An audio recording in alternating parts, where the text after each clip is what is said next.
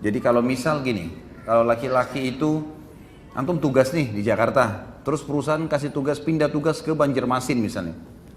Tiba-tiba, saya yakin antum gampang laki-laki kan? Di sana mungkin dikasih fasilitas lebih bagus, ada rumah, ada mobil, ada segala. Nggak terlalu sulit. Tapi kalau istri susah sekali, susah. Dia pindah kota itu nggak gampang. Pindah rumah aja nggak gampang. Gitu.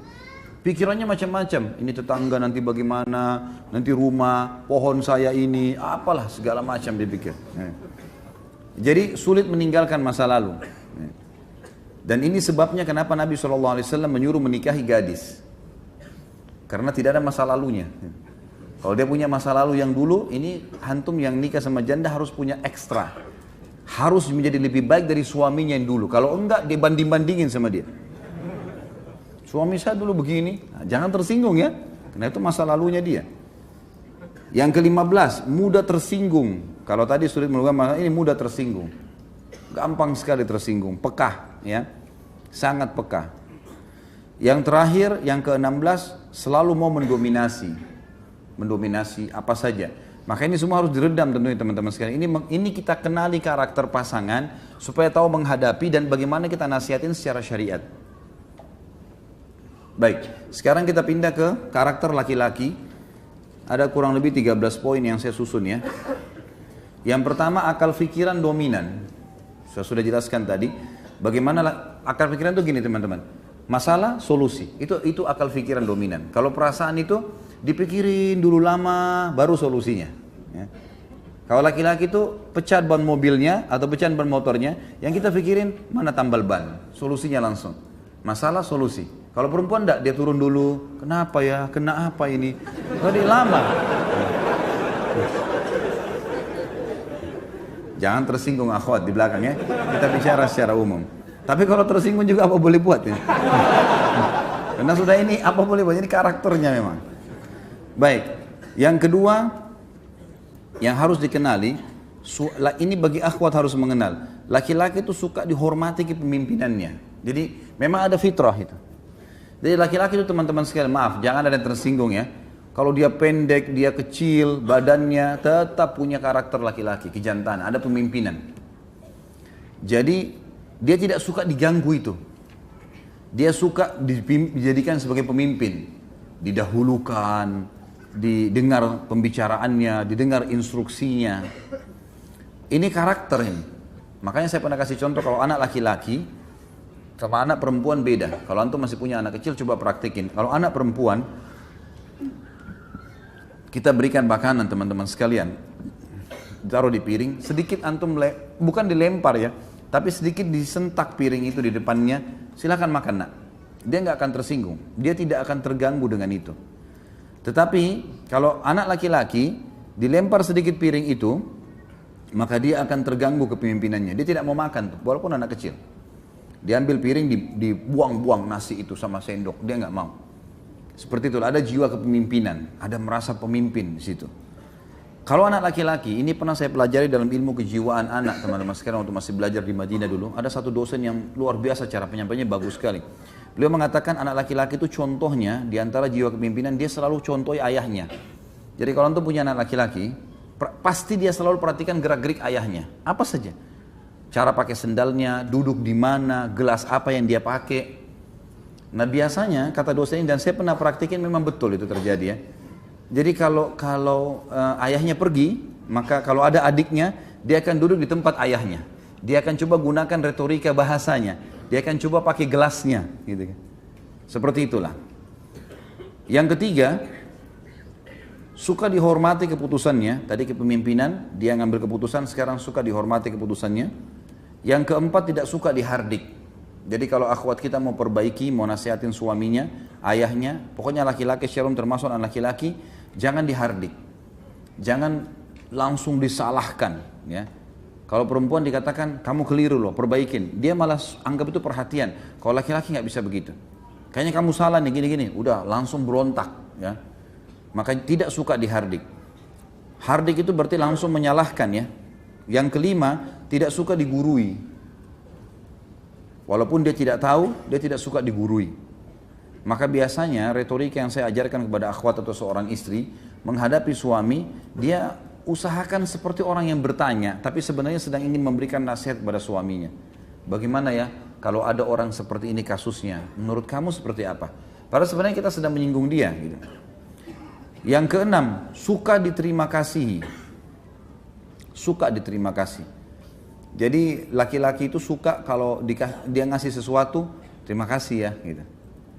Beda terima kasih dengan tadi perhatian ya. Kalau perempuan suka diperhatikan itu, biar antum tidak ucapin terima kasih, tapi kalau dilirik, dilihat, ada tanda-tanda perhatian sudah cukup.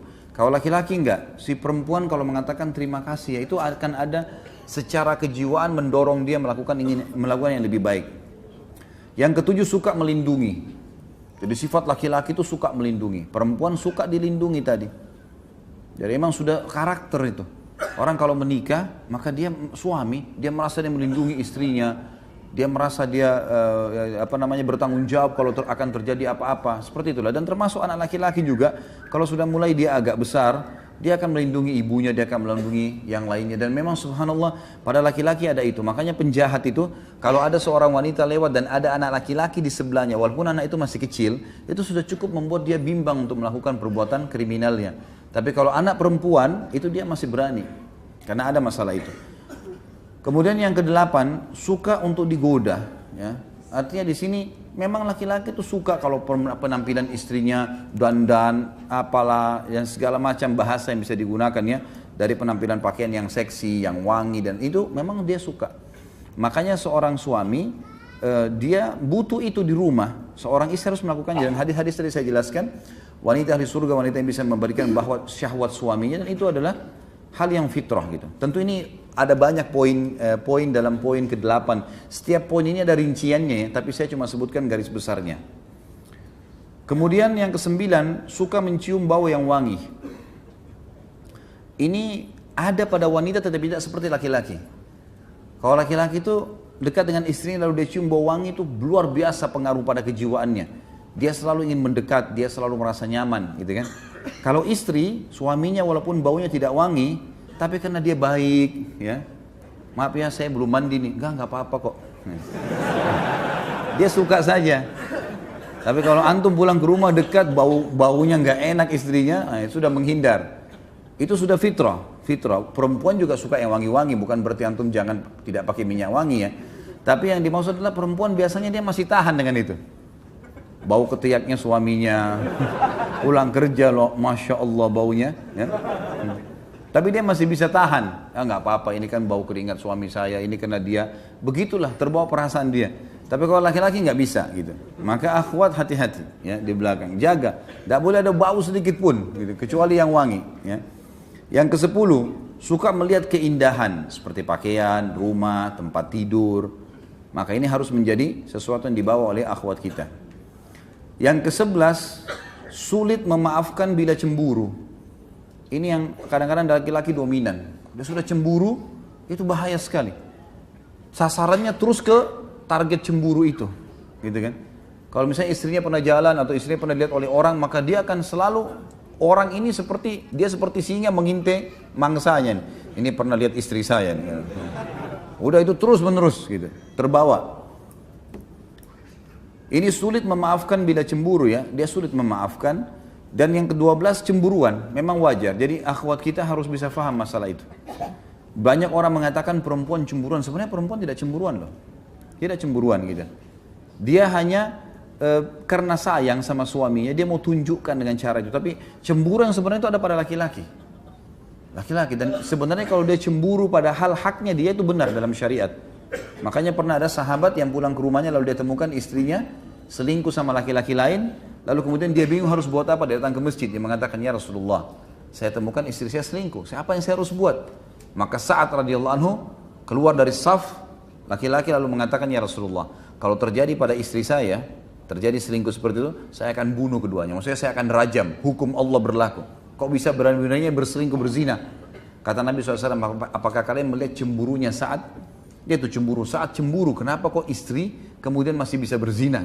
Gitu kan? Maka kata para sahabat, iya ya Rasulullah. Kata Nabi SAW, saya lebih cemburu daripada Sa'ad dan Allah lebih cemburu daripada saya dan Sa'ad. Kenapa sudah dilarang masih dikerjakan? Jadi memang ada sifat cemburuan. Cemburuan sebenarnya itu ada pada laki-laki. Yang ke-13, mau didahulukan dalam segala hal. Ada bedanya sedikit dengan tadi kalau perempuan mau mendominasi ya. Mendominasi dalam arti kata ini dia mau dia didahulukan, dia kalau mengambil sebuah keputusan, dia coba supaya hadir di situ, dia yang coba mengatur. Nah ini harus dikontrol. Tapi kalau laki-laki memang mau didahulukan dalam segala hal. Kalau kapan istri mengatakan ya sudah, ambil saya keputusan, saya tinggal ikut, maka itu jauh lebih kena dengan karakternya. Allahu a'lam. Jadi ini kurang lebih yang saya bisa susun teman-teman sekalian. Tentu masih ada bahasan berhubungan dengan masalah ini, tapi saya berikan garis besarnya saja. Perasaan kalau tema-tema lain nggak ada yang menulis seperti ini nih. Hah? Giliran materi rumah tangga nulis nunduk semua ya.